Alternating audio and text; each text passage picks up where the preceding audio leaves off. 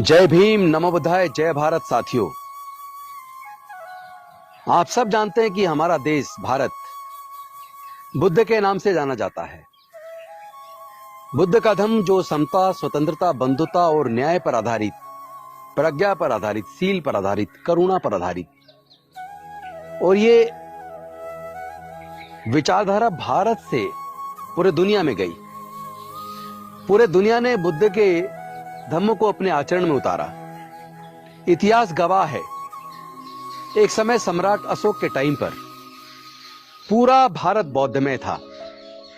Myanmar से लेकर Iran तक पूरा भारत बौद्धमय था, और सम्राट अशोक के टाइम पे इतना वृद्ध भारत, जहां से बुद्ध का धम्म पूरे दुनिया के अंदर गया, और जिन देशों ने बुद्ध के धम्मों को अपनाया वो देश दुनिया में तरक्की के मामले में सबसे आगे निकल गए, क्योंकि वहां मानवता के ऊपर आधारित, समता पर आधारित, करुणा पर आधारित जो शासन स्थापित हुआ, तो उन सारे देशों में शांति स्थापित हुई। जहां शांति होती है वहां प्रगति होती है।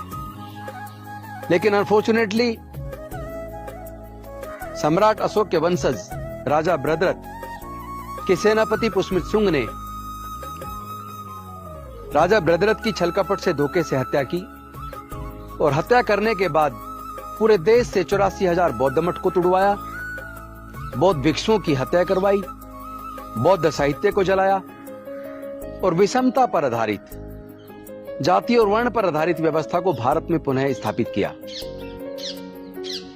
उसके बाद से लगातार भारत दुनिया के मुकाबले पे पिछड़ता चला गया।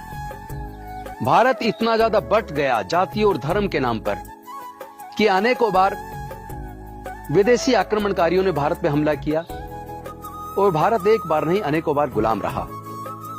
मैं समझता हूं कि इस विषमतावादी माहौल में, जहां कहीं जाति पूछकर हत्या हो रही है तो कहीं धर्म पूछकर हत्या हो रही है, इसकी वजह से भारत दुनिया के सामने शर्मसार होता है। मुझे लगता है कि दुनिया को दानवता नहीं मानवता चाहिए। दुनिया को अशांति नहीं शांति चाहिए। दुनिया को इंसानियत चाहिए। दुनिया को प्रगति चाहिए।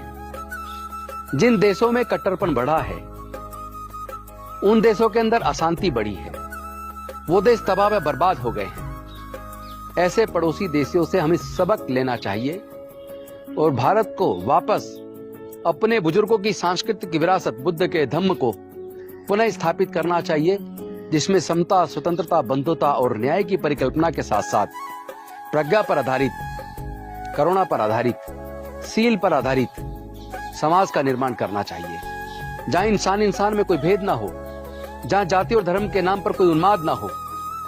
जब भारत वापस अपने बुजुर्गों की सांस्कृतिक विरासत बुद्ध के धम्म को आत्मसात करेगा, तो मैं समझता हूं कि भारत पुनः पूरे दुनिया में वही गौरव हासिल करेगा जो सम्राट अशोक के टाइम पर था।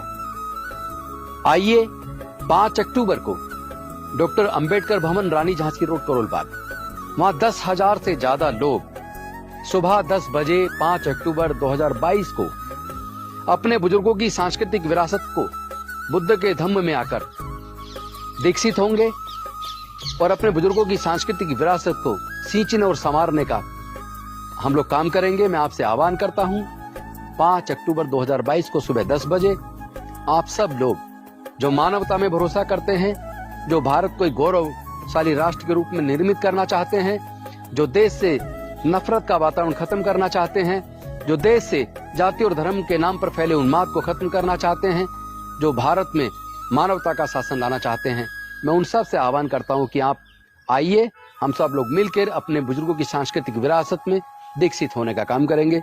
बहुत बहुत धन्यवाद। नमो बुद्धाय, जय भीम।